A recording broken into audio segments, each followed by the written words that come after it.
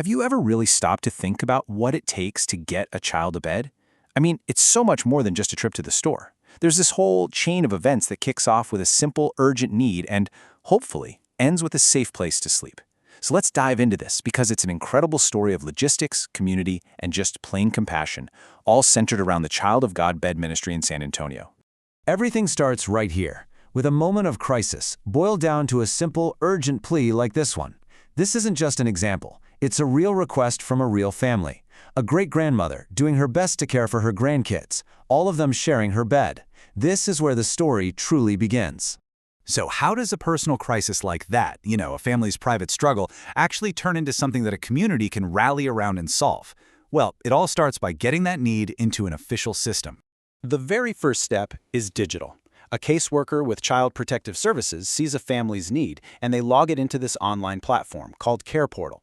You can think of it like a digital bridge. On one side, you have the specific, verified needs of at-risk families, and on the other, you have local churches and community groups who've raised their hands to help. Care Portal connects them. Okay, so once that caseworker hits submit, an alert zips out, and for the Child of God Bed Ministry, the clock officially starts ticking. That digital request is about to become a very real, very physical mission. Now, on the surface, the ministry's process looks super simple, and honestly, that's by design. It breaks down into three main stages. A family gets referred, a bed gets built or bought, and then it gets delivered, completely free. But, as you can probably guess, behind each of these simple-looking steps, there's a whole complex operation humming along. Let's pull back the curtain. Right. Before a single piece of wood is cut or any money is spent, there's some really crucial admin work that has to happen. Volunteers grab that initial request from Care Portal and plug it into a shared spreadsheet. And this spreadsheet, it's basically the nerve center for the whole operation. This is where they track all the details, the family's info, exactly what kind of beds are needed, and its status from beginning to end. It's a full-on logistics operation run entirely by volunteers. So, the request is logged and tracked. Now comes the next huge challenge. Where do the beds actually come from? And this is a constant battle between supply and demand. You can just feel the urgency in this internal email, can't you? This isn't some casual, hey, if you have time kind of ask. It's a direct plea. The digital requests are piling up, and they need physical beds now to meet that demand. The pressure is pretty much always on. And it's not just about the number of beds, it's about the type. This message really highlights that. So often, the demand is for bunk beds. And why is that? Well, it's usually because the families they're helping are dealing with really tight living spaces. A bunk bed can solve a problem that two separate twin beds just can't. But that specificity, of course, creates its own production challenge. As you can see here, they can suddenly find themselves needing almost a dozen of them at once. And this right here, this just lays out the core problem perfectly.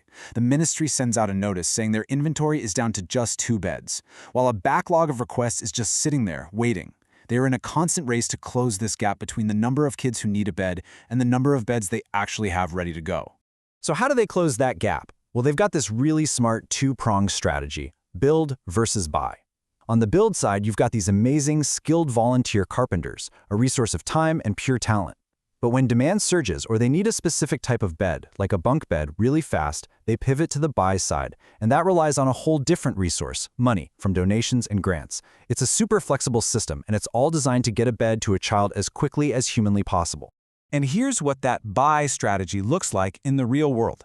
This is an actual order confirmation for a single twin bed, costing over $200. When the volunteer builders just can't keep up with the flood of requests, the ministry uses its funds to buy a bed, making sure a child doesn't have to wait any longer than necessary. It's such a pragmatic solution to a really pressing problem. All right, let's talk about the last leg of this journey. A bed now exists. It's been built or it's been bought, but it's still not in a child's room. This last step, what they call the final mile, brings its own unique set of challenges. Wow, this is another one of those critical bottlenecks. I mean, having a bed ready to go in the workshop is one thing, but it's totally useless until a volunteer team can physically get it to the family. This quote shows that sometimes the biggest hurdle isn't making the bed, but finding people who are willing and able to do the heavy lifting and the assembly. And it is definitely not a simple task. These boxes can be seriously heavy. Those store-bought bunk beds, they can take a long time to put together. You're often dealing with stairs and apartment buildings, and you absolutely need a truck. But beyond all the physical stuff, this delivery team becomes the face of the ministry. They're the ones who actually walk into the home, meet the family, and make that personal connection. So, after navigating the digital requests, the production headaches, and all the final mile logistics, what's the actual result of all this effort? What does it all add up to? It adds up to this: 507. That's 507 beds. Think about that for a second. That means 507 kids across the San Antonio area now have a safe, comfortable place of their own to sleep, all because this process worked. And those beds have gone to 246 different families, each one with its own story, and each story starting with a simple request for help. But what's really striking when you look at this slide is the acceleration. Just check out the timeline. Their first delivery was in late 2021. It took them about 1.5 years to serve 50 families, then just 1 year to serve the next 50, and less than a year for the 50 after that. The ministry's ability to fine-tune their process and meet this growing need is getting better and faster all the time. But after all the logistics, all the spreadsheets and numbers, the story always comes back to one child.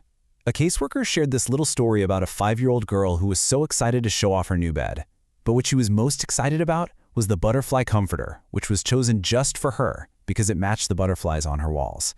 And that is the real payoff. It's not just a piece of furniture, it's about dignity, comfort, and that incredible feeling of being seen. So we end up right back where we started. How does a community turn a simple digital form into a safe place to sleep? It happens through this amazing network of volunteers staring at spreadsheets, carpenters cutting lumber in their workshops, donors funding purchases, and delivery teams who are willing to haul everything up the stairs.